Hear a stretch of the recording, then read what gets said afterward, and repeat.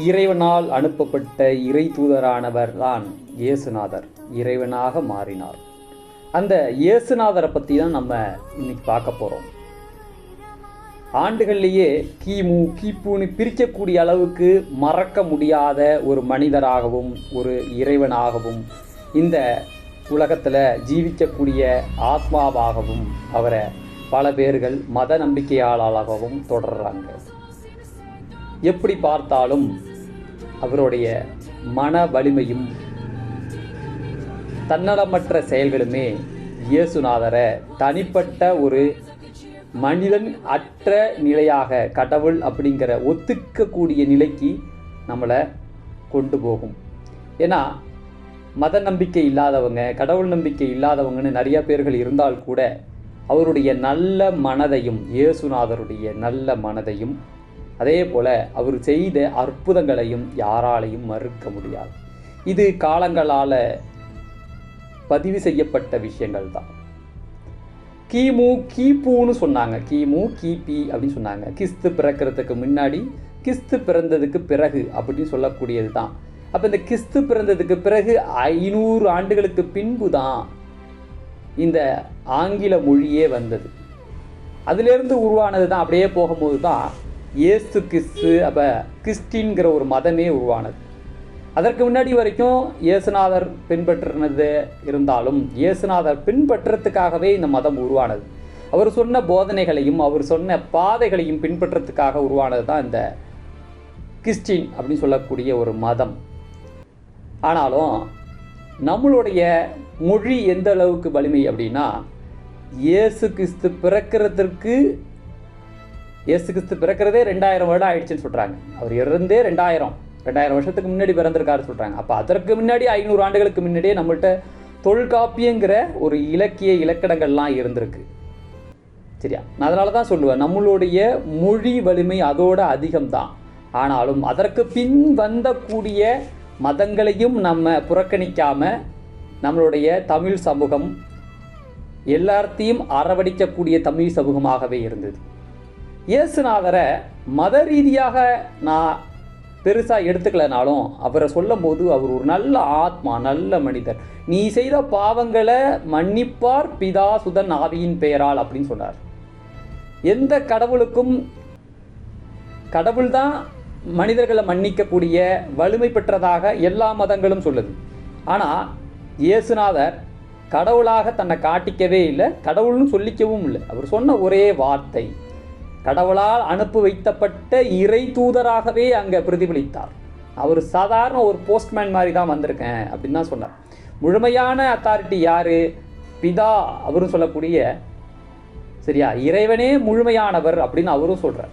நீங்கள் செய்த பாவங்களை மன்னிக்கக்கூடிய ஆத்ம பலம் பெற்றவர் இறைவனே அப்படின்னு அவரும் சொல்கிறார். அப்போ மனிதனை மனிதனாக மதின்னு சொன்னார். ஒவ்வொரு விஷயங்கள்லையும் மனிதனை நேசி, அவனுடைய ஜாதி, மதம், பொருளாதாரம், அவன் செய்யக்கூடிய வேலை, நிறம், சரியா, ஒவ்வொரு விஷயத்தையும் வைத்து அவனை வேற்றுமைப்படுத்தாத, அவனை மனிதனாக மதி, மனிதனை நேசி, ஒவ்வொரு உயிரையும் தன் உயிராக மதின்னு சொல்லக்கூடிய இயேசுநாதர் பண்புக்கு நான் எப்போதுமே தலை வணங்குவேன். நம்மளுடைய ஒவ்வொரு மதங்கள்லேயும் இருக்கக்கூடிய சித்த புருஷர்கள் அல்லது மகான்கள் மாதிரி தான் இயேசுநாதரும். அவரையும் மறுக்கவே முடியாத விஷயத்தில் கால்படிந்து சென்றவர் தான் இயேசுநாதர்.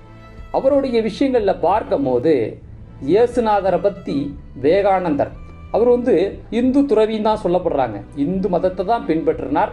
இந்து துறவி தான் யார்? விவேகானந்தர். 1000 இளைஞர்களை என்கிட்ட கொடுங்க, இந்தியாவையே மாத்திரன்னு சொல்லக்கூடிய ஆள் தான் விவேகானந்தர். ஆனால் அவருடைய பதிவுகளில் என்ன சொல்கிறார்? அவரே சொல்லியிருக்காரு. என்ன விஷயம் சொல்கிறார் அப்படின்னா, நான் மட்டும் இந்தியாவில் பிறக்கவில்லை என்றால், ஜெருசலத்தில் பிறந்திருந்தால் நான் என்னுடைய இதயத்தை கிழித்து அதிலிருந்து வந்த இரத்தத்தை இயேசுநாதரின் பாதத்தை கழுவிருப்பேன் அப்படின்னு பதிவு செய்கிறார்.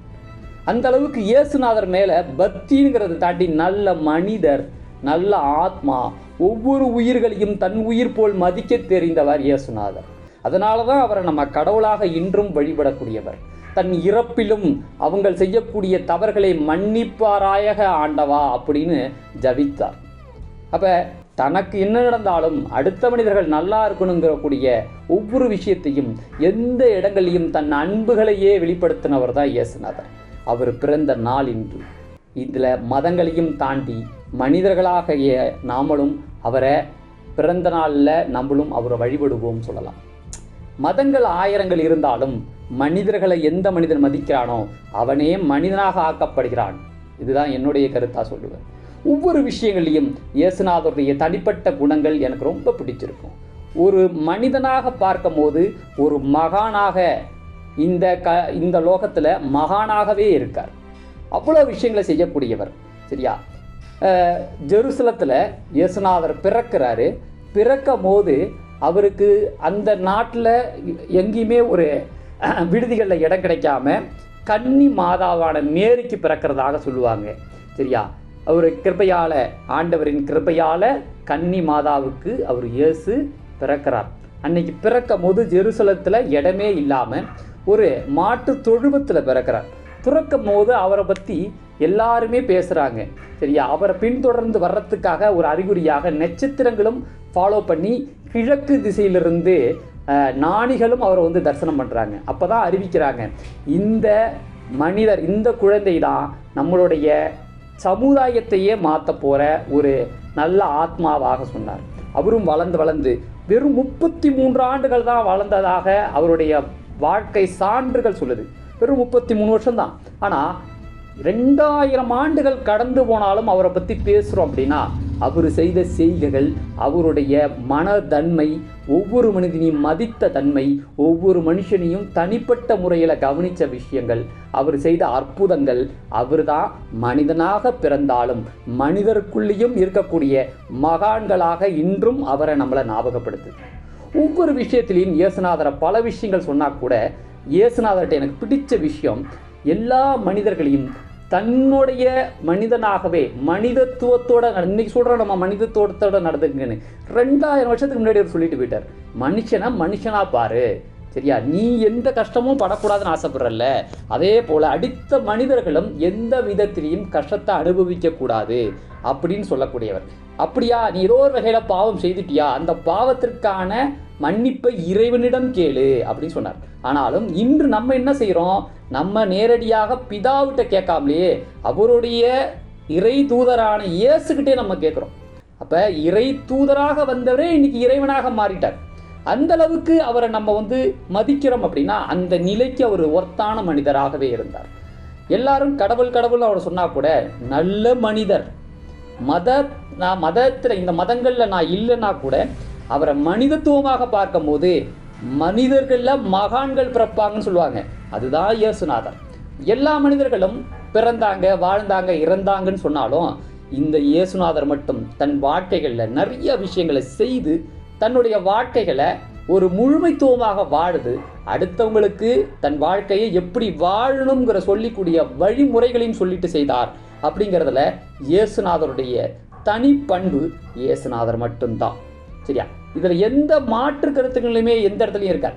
மத நம்பிக்கைகள் இல்லாமல், சரியா, மனிதர்கள் மதத்தை குறிக்கோளாக பார்க்காம இந்த இடத்துக்கிட்ட ஒரு நல்ல ஆத்மா பிறந்தது, அதை நம்ம கொண்டாடுவோம். அதுதான் எல்லா மனிதர்களுக்கும் உள்ள இருக்கக்கூடிய நல்ல குணங்களை வெளிப்படுத்துறதுக்கான வழிகளாக இயேசுநாதர் பாதைகளை கொடுத்துட்டு போனார்.